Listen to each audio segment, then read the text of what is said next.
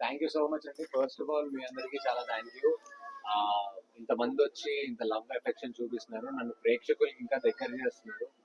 మీ అందరినీ చూస్తుంటే మీడియాకి సోషల్ మీడియాకి డిఫరెన్స్ తెలుస్తుంది. నాకు పాత రోజులు గుర్తొస్తున్నాయి. నా సినిమా ప్రమోషన్స్కి వెళ్ళినప్పుడు వాటికి వెళ్ళినప్పుడు నేను ఇలా కెమెరాస్ చూశాను. ఆఫ్టర్ మెనీ ఇయర్స్, కొన్ని సంవత్సరాల తర్వాత మీ అందరిని ఇలా కలుస్తున్నాను. నాకు చాలా ఆనందంగా ఉంది.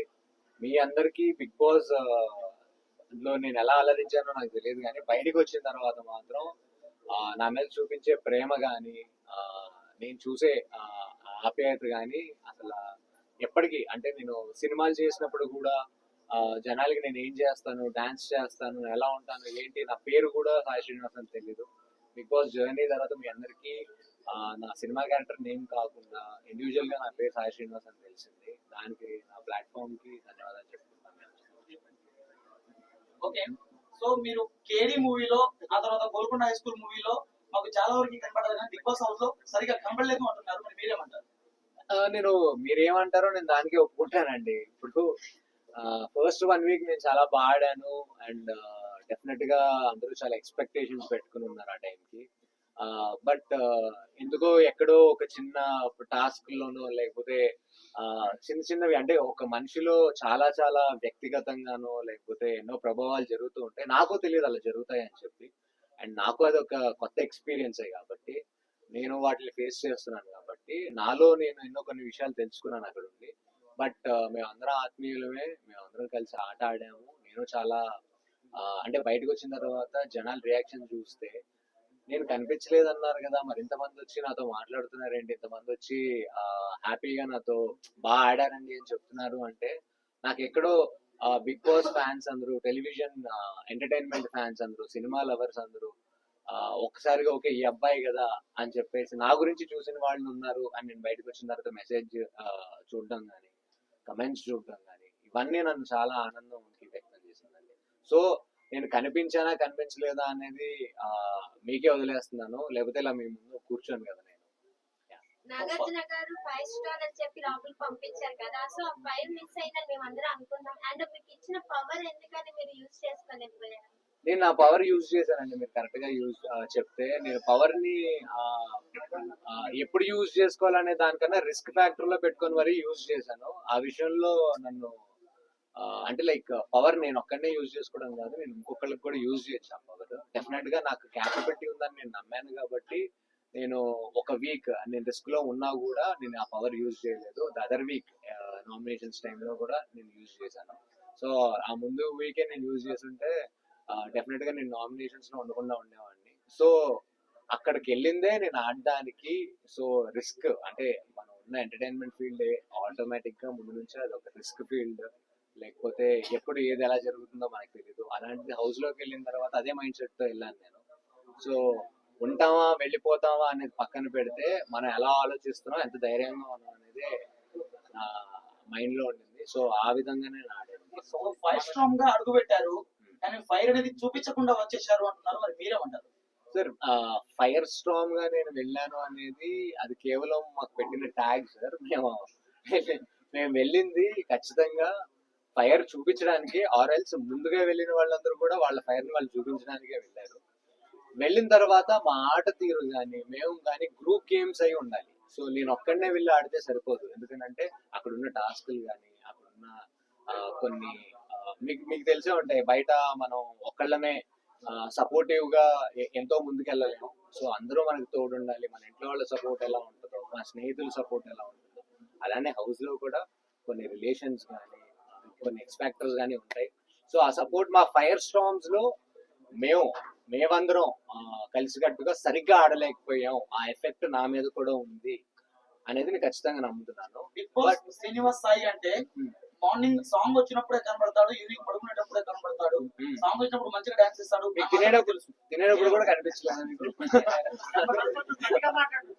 యా సాంగ్ వచ్చినప్పుడు అంటే నేను అదే చెప్తున్నాను కదండి, నాకు ఇన్ని సినిమాలు చేసినా గానీ నేను డాన్స్ బాగా చేస్తాననే గుర్తింపు నాకు ఎప్పుడూ రాలేదు.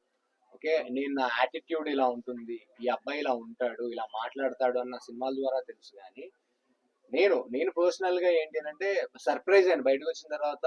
ఆ బాబు నీ పేరు సాయి కదా, ఆ బాబు నువ్వు డాన్స్ చాలా బాగా చేసావు అని అంటే నా పార్టిసిపేషన్ నేను ఎక్కడ ఇవ్వాలనుకుంటున్నాను, నేను ఎక్కడ ఇచ్చాను అనేది నాకు ఎంతవరకు చూపించారు, ఎంతవరకు చూపించలేదు, ఇలాంటి కంప్లైంట్స్ నా దగ్గర లేవు. ఎందుకంటే ఐ డోంట్ నో. ఒక్కసారిగా నేను బయటకు వచ్చిన తర్వాత మీ అందరి అప్రిసియేషన్స్ నాకు వచ్చాయి కాబట్టి నాకు ఎక్కడా కూడా నేను కనిపించలేదు, లేకపోతే అక్కడ నేను సరిగ్గా ఆడలేదు, ఇక్కడ సరిగ్గా ఆడలేదు అనేది లేదు. ఎందుకంటే ఒక వీక్ కూడా నేను నాకు సార్ తిట్టించుకోలేదు.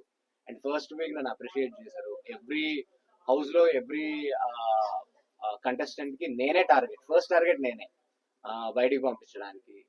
వాళ్ళు చురుగ్గా ఆడుతున్నారని ఇమాన్యుయల్ నాకు కాంప్లిమెంట్ ఇవ్వడం, సుమన్ అన్న నాతో క్లోజ్ గా ఉండడం కానీ, సంజనా గారు కానీ అందరూ కూడా నాకు ఇచ్చిన ప్రశంసలు ఇవన్నీ కూడా అవి బయటకు వచ్చాయో లేదో నాకు తెలియదు కానీ అది ఎంతవరకు. But I'm personally very very happy.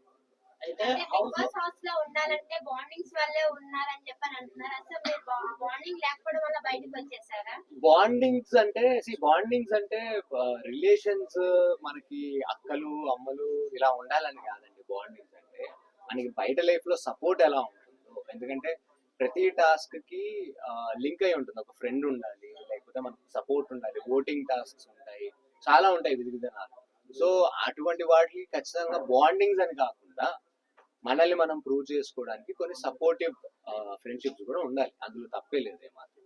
అయితే హౌస్ లో ఎవరు ఎవరిని నామినేట్ చేసినా శ్రీనివాస్ సాయి నామినేట్ చేస్తే శ్రీనివాస్ సాయి గొడవ పెట్టాడు, శ్రీనివాస్ సాయి అరవడు అని చెప్పేసి మిమ్మల్ని నామినేట్ చేశారు అని చెప్పేసి ప్రజలు ఉద్దేశిస్తున్నారు. మరి మీరేమంటారు? నేనేం అలా అనుకోవట్లేదండి, ప్రజలు కూడా అలా ఉద్దేశిస్తున్నారని నేను అనుకోలేదు. ఎందుకంటే దీన్ని కొత్తగా వింటున్నాను అంతే. ఎందుకంటే శ్రీనివాస్ సాయి ఏం అనడు, ఏమి అంటాడు అనేది ఏం లేదండి.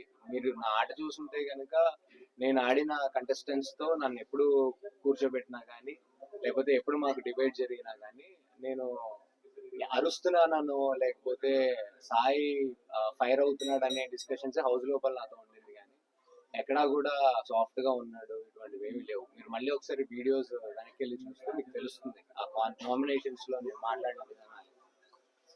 అయితే మీరు బిగ్ బాస్ హౌస్ లో అప్రాక్సిమేట్ గా 3 వారాలు ఉన్నారు. ఆ 3 వారాలు 4 వారాలు ఉన్నాయి. 4 వారాలు మీకు ఇన్ఫర్మేషన్ క్లియర్ గా లేనట్టుంది. 4 వీక్స్ ఏం నేర్చుకున్నారు మీరు? 4 వీక్స్ నా గురించి నేను తెలుసుకున్నానండి, పక్కన వాళ్ళ గురించి పక్కన పెట్టండి ఫస్ట్ ఆఫ్ ఆల్. ఎందుకంటే వాళ్ళు నా ముందు నటిస్తున్నారా, సరిగ్గా ఉంటున్నారా, ఎలా ఉంటున్నారా అనేది నాకు తెలియదు. ఎందుకంటే నేను మధ్యలో వెళ్ళాను ముందు నుంచి. అండ్ వాళ్ళకి ఆల్రెడీ ఒక టీం ఉంది. మేము ఎప్పుడైతే ఫైర్ స్టార్మ్స్ లోపలికి వెళ్ళామో అక్కడ ఆల్రెడీ ఒక ఎగ్జిస్టింగ్ గ్రూప్ ఉండింది, వాళ్ళ మధ్యలో పోటీ ఉండింది. మేము వెళ్ళిన తర్వాత వాళ్ళంతా ఐకమత్యంగా ఆడారు, మేము ఆడలేకపోయాం ఫైర్ స్టార్మ్స్. ఎందుకంటే ఫైర్ స్టార్మ్స్ ని పంపించిన ఇంటెన్షనే అక్కడ మేమందరం కూడా ఐక్యమత్యంగా వాళ్ళని ఎదుర్కోవాలనే ఉద్దేశంతో మమ్మల్ని పంపించారు. కానీ నేను ఒక్కడిని అక్కడ ఐకమత్యం అంటే అందరూ కలిసే కదా ఆడాలి. సో నేను ఒక్కడినే కాదు కదా అక్కడికి వెళ్ళి అందరినీ ఫేస్ చేయాలి. వాళ్ళు చాలా బాగా ఆడారు ఓజీ టీమ్. డెఫినెట్ గా ఫైర్ స్టార్మ్స్ కి వచ్చేసరికి కొంచెం మా కమ్యూనికేషన్ గ్యాప్స్ వచ్చాయి. అండ్ ఆరోగ్యరీత్యా ఆయేషా వెళ్ళిపోవడం కానీ, లేకపోతే ఇంకా వేరే ఇష్యూస్ వల్ల ఫైర్ స్టార్మ్స్ ముందు నుంచి వెళ్ళిపోవడం కానీ, సో మేమే టార్గెట్ అయ్యాం ప్రతిసారి. అది చాలా పాజిటివ్ ఫీలింగ్ ఉందండి. క్యాపబుల్ గా తను తీసుకొని వెళ్ళింది కదా లాస్ట్ వరకు. తను పోరాడింది అన్ని విధాలుగా లాస్ట్ వీక్ వరకు. యాక్చువల్లీ నేను అడగాలి మీ అందరినీ ఆమె మీద ఫీలింగ్స్ ఏంటి అని. అంటే మీరు డైరెక్ట్ గా మీరు చూసారు కాబట్టి అని. డైరెక్ట్ గా అంటే మీరు ఇప్పుడు ఆమె సెకండ్ రన్నర్ అప్ దాకా వెళ్ళింది, కప్పుకి ఆల్మోస్ట్ వెళ్ళింది అంటే డెఫినెట్ గా మీ అందరి సపోర్ట్ తోనే కదండి వెళ్ళింది, లేకపోతే వెళ్ళేది కాదు కదా. సో తను ఖచ్చితంగా ఆట బాడింది కాబట్టి ఆ స్థాయి వరకు వెళ్ళిందని నేను నమ్ముతాను. సంజన గారికి మీరు కెప్టెన్సీ టాస్క్ లో సపోర్ట్ చేయలేదు, దివ్య గారు చేశారని చెప్పి మాట్లాడారు కదా, సో దాని గురించి మీ ఒపీనియన్ చెప్తారా? నా ఒపీనియన్ ఇన్నర్ హౌస్ లో ఏముంది అదే నా ఒపీనియన్ అండి. లేదండి అంటే చెప్పండి. అంటే మైనస్ అయింది అంటారా? నాకు మైనస్ అయిందో ప్లస్ అయిందో నాకు తెలియదండి. నాకు తెలిసినంత వరకు నాటైతే నేను ఎవరికి సపోర్ట్ చేయాలనుకుంటున్నానో నేను అదే సపోర్ట్ చేసుకుంటూ వెళ్ళాడాను.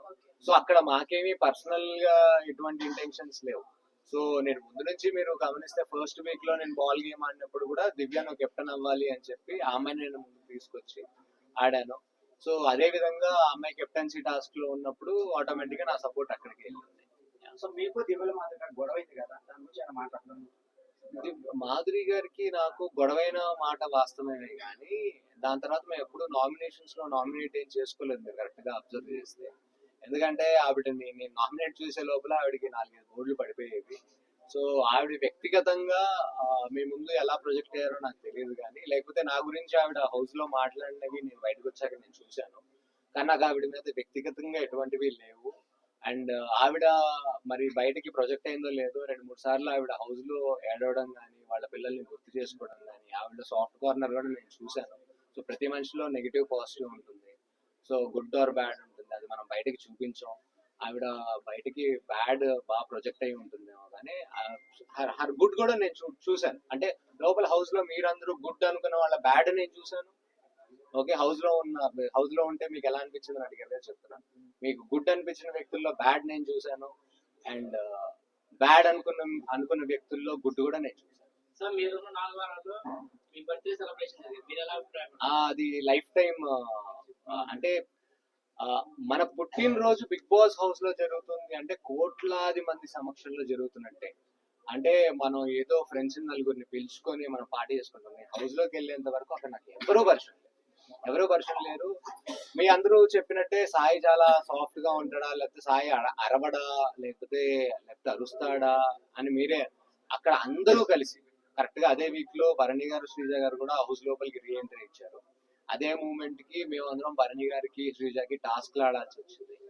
సో నేను ఆ మూమెంట్ లో ఉన్నప్పుడు నేను ఎక్స్పెక్ట్ చేయలేదు. వాళ్ళందరూ కూడా వాటర్ మెలన్ తో నీట్ గా కట్ చేసి, శ్రీజ గానీ, డిమోన్ పవన్ గానీ, వీళ్ళందరూ మొత్తం ఇమాన్యుయల్ గానీ, వీళ్ళందరూ కూడా, సంజన గారు అయితే చాలా బ్యూటిఫుల్ గా ప్రజెంట్ చేశారు నాకు. సో మీరందరూ చూశారు కదా ఏం జరిగింది. సో పరిచయం అయిన వ్యక్తుల మధ్యలో జరగడం వేరు, పరిచయం కాని వ్యక్తుల మధ్యలో వాళ్ళు 2 వారాల ముందు పరిచయం అయ్యి కోట్లాది మంది మీ అందరూ ఇంతమంది చూస్తున్నప్పుడు సెలబ్రేట్ చేయడం అనేది నాకు అదృష్టం అండి. అండ్ అంత మంచి